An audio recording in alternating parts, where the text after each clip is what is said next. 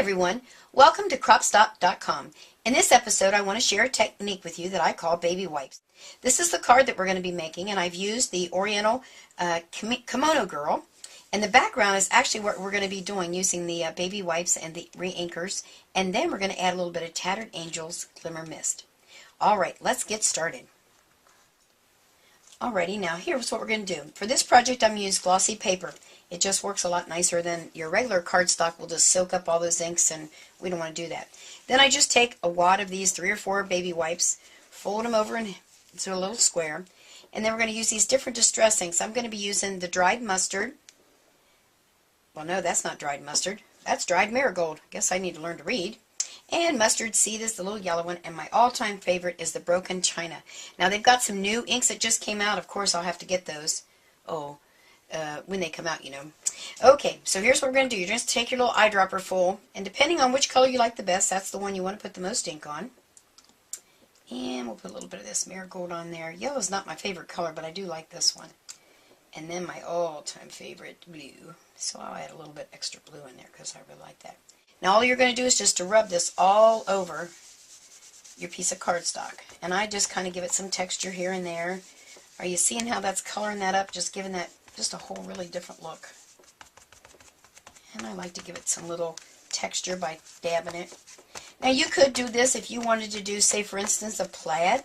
You could go all one way and then go back the other way with a different baby wipe and add a little bit of plaid to it. You could make a lot of different designs. I like this one because it just covers the whole thing. Get a little bit more of that blue in there. There we go. Alrighty. Now we got to let that dry a little bit. Make sure I get it all covered real good. So let me hit that with my heat tool and get it a little drier. This is my new handy dandy little tool. I saw this at a convention. All it is a piece of cardboard, and I put aluminum foil over it and a clothespin so I can hang on to it and I don't get burned. Pretty good. Plus the heat will go through on that aluminum and it'll get done faster. I'll be right back. Well, this is just about dry, but isn't this just the coolest little tool? I can hold this clothespin and I'm not going to burn my fingers. Do you know how many times I've burned my fingers trying to hold the paper? And this really is drying a whole lot faster than if I just laid it on that craft sheet. So I guess it's true what the lady told me about the aluminum foil. I don't know her name or I'd give her credit, but thank you for doing that. Okay. Yeah, that looks pretty good. Now, do you remember on the last one I showed you my handy dandy squirter tray here? And this is what we're going to use when we're using our Glimmer Mist. And I'm just going to squirt this in different spots all over. And I want it to kind of pool up a little bit. Now, I like to use a lot. I don't know if everybody else uses that much.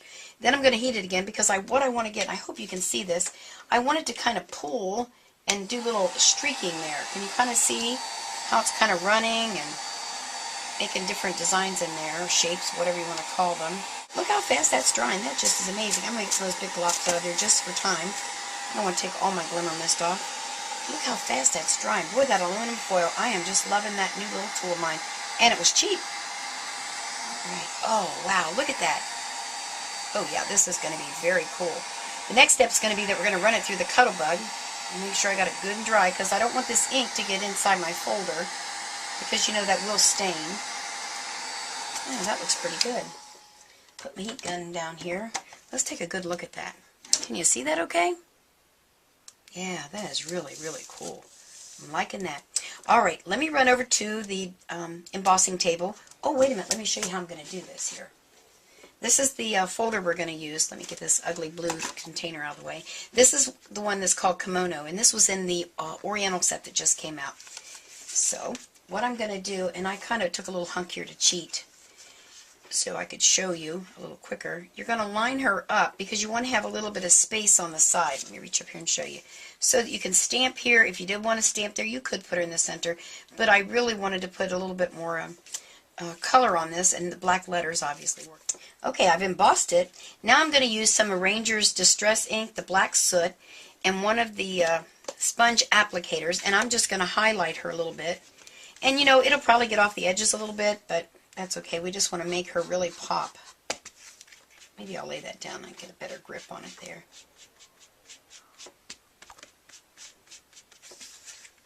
Yeah, that's going to be really cool. I'm really liking this. You know, I wasn't too much into Oriental stuff as far as doing my scrapbook pages or my cards, but this set is really a nice set, and I think there's going to be a lot of things I can use it for. The nice thing about this one, even though it's a 5x7, I was still able to use it on my A2 size card. I just didn't have to, just had to relocate it a little bit. Let's see how she's looking now, a little bit more black in there.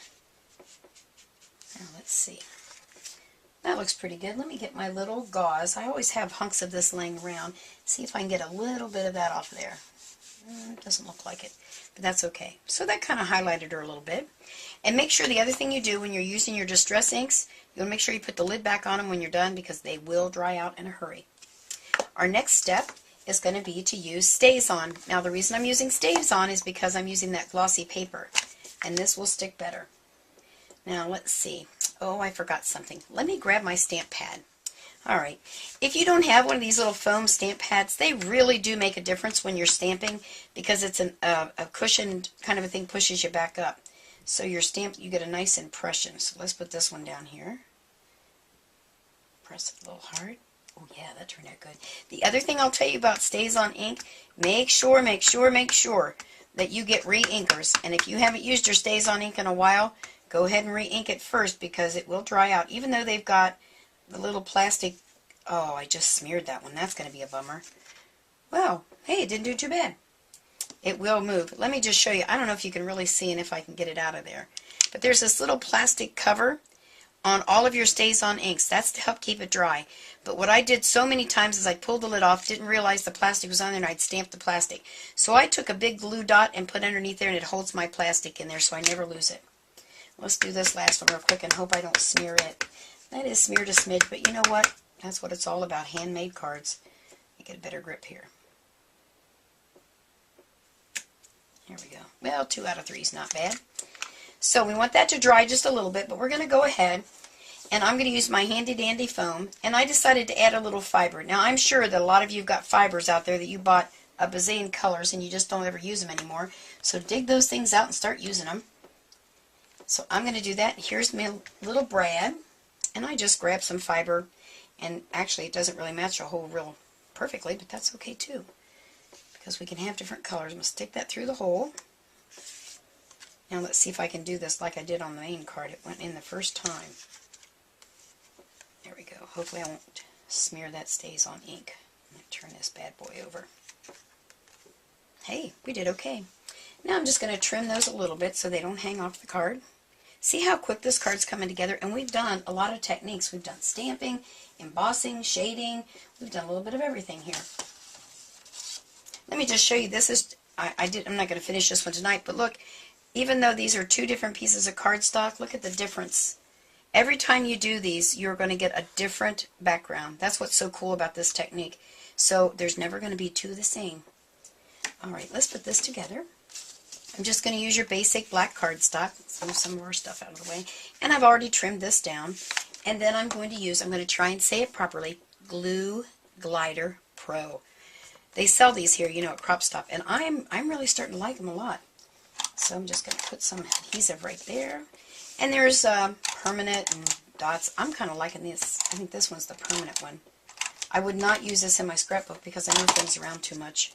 But since I've already designed the card, oh boy, my little fibers are trying to sneak out of there. There, that's better. Alrighty, stick that right there around the outside, and voila. There you are.